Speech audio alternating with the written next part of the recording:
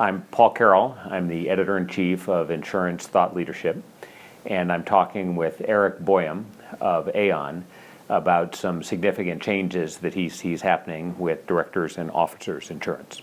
Big data is a very hot topic in general these days, Yes. and in the insurance world, people are talking a lot about data analytics.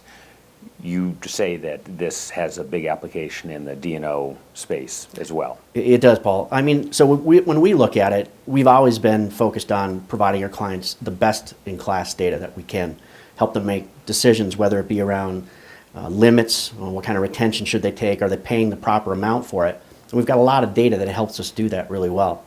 But what we figured out is that's not enough. You've got to be able to take that kind of information and make it really specific to the client. So what would be a particular benefit that they would get out of that? What's a problem that people might spot? Well, you can take a look at what data tells you about how other companies, maybe like your company, think about transferring risk. But their philosophy in terms of how to buy that may not be the same.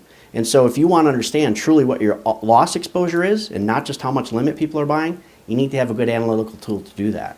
So what should this model do? Well, in addition to helping you understand how big your loss is, and in addition to understanding how effectively your program can transfer that risk, you want to be able to look at other ways to deal with it. So for example, if you're not satisfied with how your current program deals with that risk, you should be able to look at other alternatives, right? The other thing is that you got to be able to plan with it. So one of the things that Aon believes is very important to provide to a client is the ability to look at potential changes in exposure down the road. So for example, you got a fast growing company, you expect your market cap to double in the next 2-3 years. What they want to know is, what should I be planning for? Is it I'm budgeting it out? Do I want to increase my limit by X, by Y? How do I want to buy it? Should be able to plan for that. The other thing is the marketplace could change, right? And if we saw a big change in the Dino market like we did at the beginning of the 2000s, clients may be wondering if that's the most financially efficient way to continue buying the program, or if it's become financially inefficient because of the way the market has changed. So this helps us do that. Makes sense. Obviously, you don't want to name names, but can you cite a particular success story? Well, yeah, and it's interesting. I think most people think brokers are always trying to talk insureds into taking their limits up, buying more, right?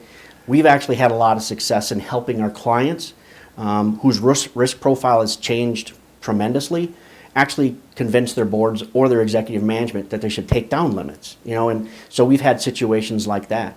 There's been other situations where a client has felt that their limit just was plenty and that they were adequately protected, and then we show them, this is how much you're protecting your company, this is how much you're protecting your individual directors and officers.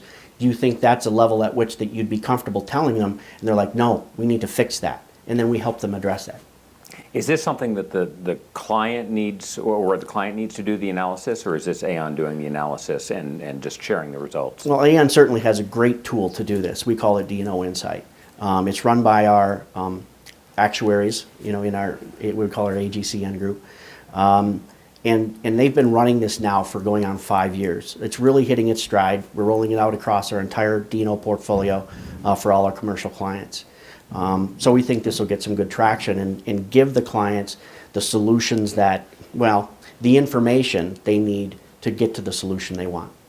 So I come from the world of technology, and with Moore's Law, everything gets better by a factor of 2, basically every 18 months to 2 years. So if you project out 5 years, 6 years, 10 years, do you see a significant progression from where we are now? Yeah, I mean, this is constantly evolving, and we've changed the way we model every year.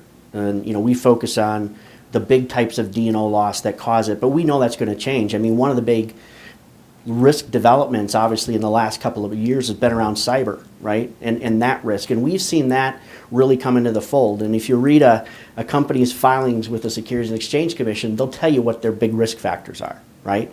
And we've seen that risk factor move in and move its way up in terms of what they're concerned about. And I expect that the way we're dealing with D&O risk is going to be impacted by a company's overall cyber exposure. Makes sense. That's great. Thanks, Eric. You bet.